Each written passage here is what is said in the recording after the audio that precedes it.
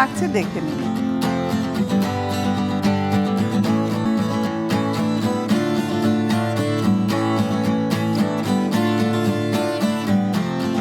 Meatball বানের জন্য প্রথমে বানের খামিরটা তৈরি করে নিতে হবে। এখানে আমি ময়দা নিয়েছি 1 কাপ, চিনি দেব 1 চা চামচ। 1 কাপ ময়দা 1 চা চামচ চিনি, এটাই হলো এটার মাপ। হাফ চা চামচ লবণ দিবেন আর আধা চা চামচ ইস্ট দেবেন। ডিম দিতে হবে 1টা ডিমের অর্ধেক।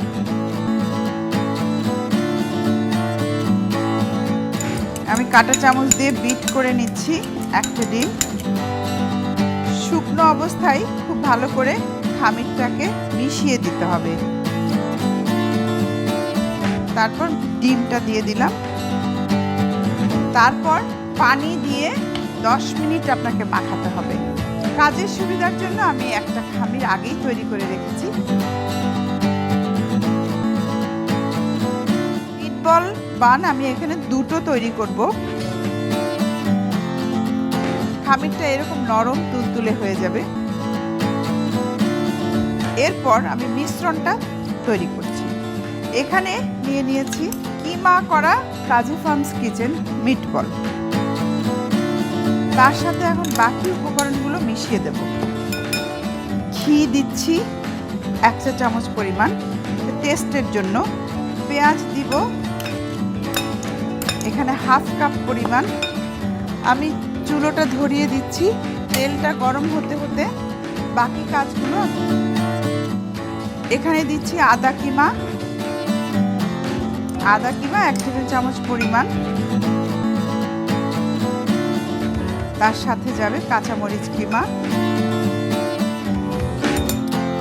যাচ্ছে একটু সামান্য একটু চিনি এবং লবণ, সব একসাথে। একটু চিজ দিচ্ছি সাথে, বাইন্ডারের কাজ করবে। আমি গ্রেট করে চিজ এখানে দিয়ে দিচ্ছি।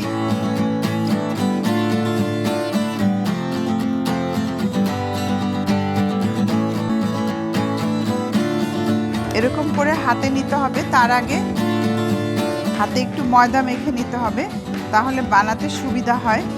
ধারগুলো একটু চিকন হবে, মাঝখানটা বেশি থাকবে। এইভাবে এইভাবে এইভাবে। তারপর এটাকে এই রকম করে দিতে হবে। আপনার 1 ফোঁটা ভেতরের খামিরও বের হবে না, কারণ ভেতরের যে আমরা পুরটা দিলাম সেটা যদি বের হয়ে যায় তাহলে কিন্তু তেলের মধ্যে পুরোটাই চলে আসবে।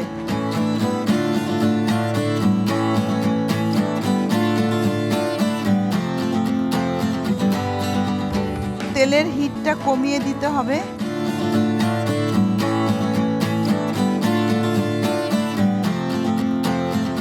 গোল্ডেন ব্রাউন কালার হবে। আর আপনারা দেখুন অনেকটাই কিন্তু ফুলে গেছে।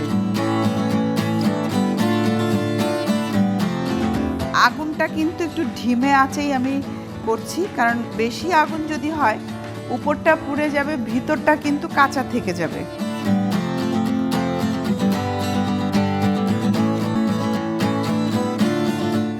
বাড়তি তেলটা আমরা শুষে নিতে পারি। এখন আমি কেটে নেব। আপনারা চাইলে 2 ভাগও করে দিতে পারেন, আবার চাইলে 4 পিসও করতে পারেন।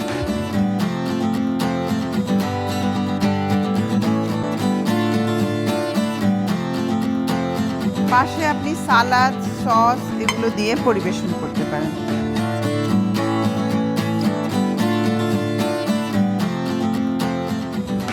তৈরি হয়ে গেল আমার মিটবল বান। আপনারা এই পদ্ধতিটা যদি জানা থাকে বাড়িতেই তৈরি করে ইফতারিতে পরিবেশন করতে পারেন। দেখা হবে আবারও। সুস্থ সুন্দর আনন্দে থাকবেন।